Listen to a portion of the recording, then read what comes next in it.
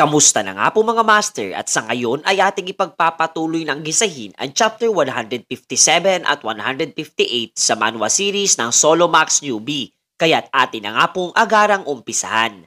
Eto ngang si Versis ay masisilayan ang labis na pagkamangha batay sa mga impormasyong nakaukit sa mga pader na nagsasaad ng isinagawang pakikipaglaban nitong maalamat na Dragon Slayer na nagngangalang Siegfried at siyang nagmamay-ari ng espadang Balmung at kung papaano niya pinaslang ang poison dragong tinatawag na Fafnir. Habang etong limang espiritu ni Jinyuk ay patuloy lamang ang pagsangga sa napakaraming bilang ng mga palaso na nagsisilbing patibong sa loob ng dungeon. Doon naguluhan nga rin etong si Versis kung papaano niya nagawang magtaglay ng kontrata sa mga naturang espiritu na sinagot lamang niya na kanyang ipinakita sa mga ito kung papaano ang tunay na pagpapahalaga at pagmamahal sa mga kagaya nila na agarang sinang-ayunan nilang lahat habang mababakas ang pangamba sa kanilang mga pagmumuka matapos na magbanta etong kanilang bossing na malilintikan talaga sila oras na tinamaan siya o si Versis maski ng isang ligaw na palaso at silang lahat ay magiging putahe nitong si Goguma habang kanila ding pinagdiskitahan etong si Tibon na nagiging pabigat na lamang sa kanilang lima. Nagpatuloy nga ang mga ito sa paggalugad sa loob ng dungeon hanggang sa marating nila ang silid kung saan naroroon etong labi ng Poison Dragon Fafnir at kapwa nakitang nakatarak pa etong Dragon Slayer Sword Balmung. Minabuti na nga rin ni Jinyuk na pagpahingahin etong limang espiritu at binigyan ng Magic Crystal. Agara namang nagbabala etong si Versis sa binata hinggil sa panganib na tinataglay nitong lasong bumabalot sa labi ng dragon magpasangga ngayon. Na sinagot naman niyang alam niya ang tungkol sa bagay na ito at nagsimulang maganda ng mga kinakailangan upang makuha ang nasabing espada. Namangha etong kanyang kasamahan sapagkat napakalawak di umano ng kaalaman nitong ating pangunahing tauhan pagdating sa mga bagay na matatagpuan sa loob ng tore at inaya pa nga si Jinyuk na samahan siya sa kanyang paglalakbay. Napangiti naman etong binata sa naging alok at masayang inisip na makasama ang isang kagaya niyang tanging ang hinahangad ay ang mga kaalaman ng mga bagay-bagay sa loob ng tore at walang anumang kasakiman sa kanyang puso. Ayon nga kay Jinyuk na isang araw interesanteng alok ang kanyang nawika. Ngunit kasalukuyang mali naman ang pagkakataon habang masisilayan etong grupo ng mga vampira na matagumpay na silang nasundan mga master. Nasiyahan nga etong tumatayong leader ng mga vampira na kaniyang masilayan etong pinapangarap nilang espada. Nagpasalamat nga siya kay Ophelia at muling binigyan ng pagkakataong makabalik sa kanilang angkan. Ayon pa nga dito na iba't ibang paraan na ang kanilang isinagawa upang ito ay mahanap at literal na hindi makapaniwala na kanila itong tuluyang makikita sa tulong lamang nitong ating pangunahing tauhan. Napangiti na nga lamang etong si Jinyuk at ipinaalala ang tungkol sa matindi at nakamamatay na lasong bumabalot sa kinaroroonan nitong Balmung. Ngunit wala namang paki etong vampira sapagkat alam na nga daw nila ang paraan kung papaano ito tuluyang mapapasakamay. Kaniya pang ang inatasan ang kanyang mga alagad na hulihin ng buhay etong si Versis sapagkat magiging kapakipakinabang di umano ang talento nito para sa kanila. Agarang kumaripas ito ng takbo dahil sa matinding takot at humingi na lamang ng paumanhin sa ating pangunahing tauhan batay sa kanyang pag-iwan sa binata. Subalit madali nga lamang siyang naabutan ng dalawa sa mga vampirang naroroon at bago pa man siya tuluyang makuha ng mga ito ay kapwa daglian na lamang ang mga iyon ay napaslang at ang gumawa pala ng nasabing pagkilos ay walang iba kundi etong si Goguma na muli na namang ikinamanghang mapag-alaman ni Versis. Agad nga etong si Jinyuk ay nagbigay ng kautusan para kay Goguma na protektahan etong si Versis na mabilis naman itong sinang-ayunan. Gayon din ay tinawag nga niyang muli etong limang espiritu na kasalukuyang nasa anyunan ng kani-kanilang battle mode kasama syempre etong si Tibon. Hindi makapaniwala etong mga vampirang naroroon sa kanilang nasisilayan. Buhat sa mas lalong araw lumakas pa etong ating pangunahing tauhan kumpara sa uling beses nila siyang nasilayang makipaglaban kay Michael.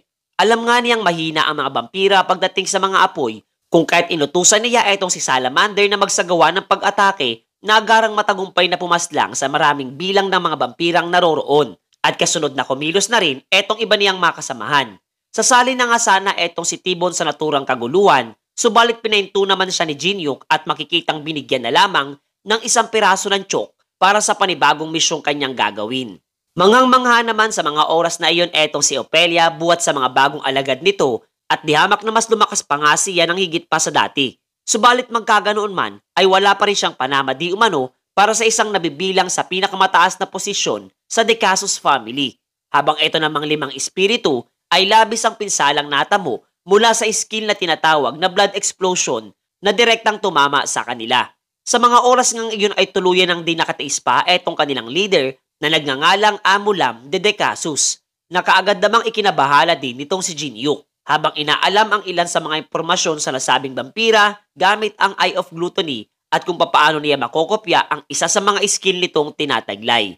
Do'y pinaalalahanan nga din siya nitong 5 espiritu na naiiba nga raw ang lakas nitong si Amulam kumpara sa lahat ng mga vampirang naroroon, habang mas minabuti na nga lamang nitong ating pangunahing tauhan na pagtuunan ng mga ito ang pagprotekta dito kay Ferzis kasama si Goguma.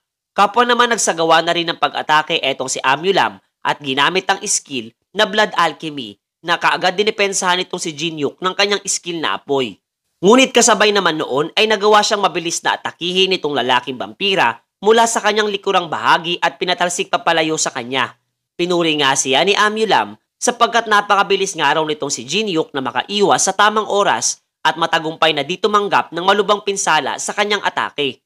Ngunit kasunod nga noon ay inactivate nitong muli ang panibagong skill na blood explosion na ginamit ang dugo niya malapit sa pagbumuka nitong binata at lumika ng isang napakalakas na pagsabog mga master. Sa kabila noon ay agaran ding napuna nitong vampirang si Amulam mula sa pagkahawi ng makapal na usok mula sa malakas na pagsabog na buhay pa rin etong si Jinyuk at bagyang napabuntong hilinga buhat sa nakaligtas siya mula sa bingit ng kamatayan. Hindi naman makapaniwala etong marlik ang vampira sa kanyang nasilayan, gayon din napansin ang kakaibang pagsabog nito at iniisip na may espesyal na klase ng dugong tinataglay etong binata.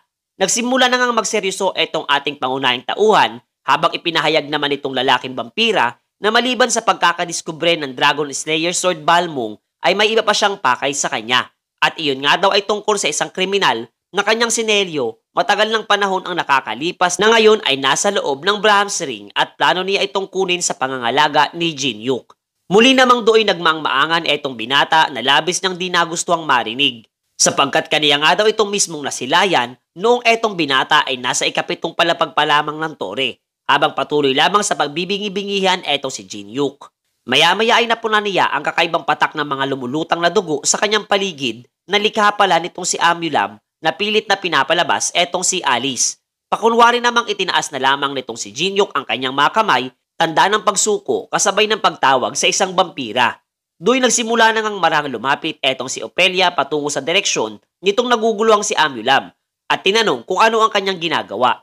Kasabay nga nito ang muling pagpapakita ng mga naging kaganapan nung bumalik etong si Ophelia sa himpilan ng mga vampira at inilahad ang impormasyon tungkol sa napag-alaman niyang paghahanap nitong si Jinyuk sa Dragon Sword Balmung. Dagdag pa nga niya na kanya ring napag-alaman na nakahanap ito ng isang mahusay na mananaliksik upang tulungan siya sa kanyang adhikain, na labis namang ikinatuwang mapag-alaman ng mga tumatayong leader ng kanilang lahi. Gayon din ay posibleng maging susi nga daw ito upang maibalik ang dignidad mayroon etong si Ophelia buhat sa naging kabiguan sa nakaraan. Matapos nito ay tinahak naman niya ang isang partikular na lokasyon sa kanilang base, kasabay ng pagkaka-activate muli ng kanyang Brand of Tribulation, sapagkat pinapahanap nga nitong ating pangunahing tauhan ang isang forgotten holy relic ng De Casos family na tinatawag na Apostate's Bracelet, na talagang ikinabiglang masilayan nitong si Amulam sa mga oras na iyon. Sinimulan na nga nitong babaeng vampira na tanggalin ang selyong nakalagay sa naturang item gamit etong presensya nitong si Amulam na isa sa mga nagtataglay ng pinakamataas na pwesto sa kanilang lahi. At kinumpirma nga ng system na ito ay tuluyang mapapawalang bisa matapos ang 10 minuto mga master. Sinubukan nga siyang agarang pahintuin itong nabiglang si Amulam, ngunit na-activate ngang muli ang kanyang Brand of Tribulation at persa ang kanyang inatake etong lalaking vampira na literal na di naman niya gustong isagawa. At labis ang takot nung kanyang masilayan ang galit sa mga mata nitong si Amulam buhat sa kalapastanganan nitong si Ophelia sa kabila ng siya ay isa sa kanilang mga leader at nauunawa ang katapusan na niya sa ngayon. Galit na galit nga etong lalaking vampira buhat sa pagtataksil na isinagawa nitong si Ophelia sa kanilang lahi at agad na nagpakawala ng isang napakalakas na pag-atake patungo sa kanyang direksyon. Do'y minabuti namang iligtas siya nitong ating pangunahing tauhan na labis na ipinagtaka nitong babaeng vampira kung kaya't ipinahayag nga nitong binata na dahil nga daw iyon sa kinakailangan nitong paglingkuran siya panghabang buhay. Gayon din, hindi pa nga raw tuluyang napapawalang bisa ang selyong nakalagay sa nasabing bracelet, kasabay na pagtapon nito kay Opelia papalayo sa naturang lokasyon. Mas ginalit pa nga lalo nitong binata etong si Amulam at isinaad na mukha nga raw mas pinili pa nitong si Opelia na siya ang paglingkuran na talagang mas nagpakulo sa kanyang dugo at mabilis na inactivate ang skill na transfer upang dagliang makalapit sa direksyong kinaroroonan nitong si Jinyuk at kaagad na pinakawalan ang isang napakalakas na sipa na nagpatalsik nga dito sa binata papalayo sa kanya.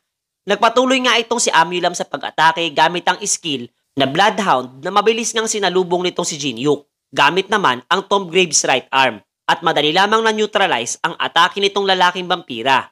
Kasabay ng pagpapatuloy ng kanilang maanghang na palitan ng mga pag-atake laban sa isa't isa. At talagang maging ang impact ng kanilang lakas ay nadarama nitong iba pang mga nilalang na kapanaroroon din sa nasabing lugar. Manghang-mangha nga etong si Opelia sapagkat literal na iba na ang antas ng laban na kanyang nasisilayan kumpara noong lumaban etong binata kontra kay Michael. Kasabay ng pagkuha nitong si Goguman ng kanyang atensyon at inatasan itong pansamantala munang tumago at manatili sa isang tabi. Samantalang sa daloy nga ng laban ay ipinakitang mas nakakalamang na etong si Amulam at madali lamang inihambalo sa lapag etong ating pangunahing tauhan. Pinuri nga siya nitong lalaking vampira, subalit aniya ay hindi pa rin sapat ang kanyang lakas upang manalo laban sa kanya at tanging isang maliit lamang na gasgas sa pagmumuka ang pinsalang kaya nitong maidulot kontra sa kanya.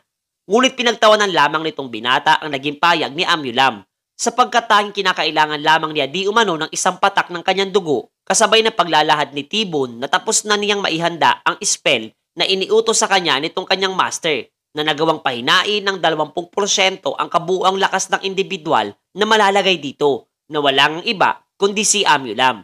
Gayon din ay nagmamadali na ngang inihagis nitong si Opelia ang Apostate's Bracelet patungo sa direksyon ng binata at gamit ang kakarampot na dugo nitong si Amulam ay kaniya nga itong inilapat sa nasabing item upang tuluyang mapawalang bisa ang selyo para kay Alice. Sinubukan naman siyang pigilan nitong si Amulam sa mga oras na iyon at muling ginamit ang skill na Blood Explosion na lumikha ng dihamak na mas malakas na pagsabog.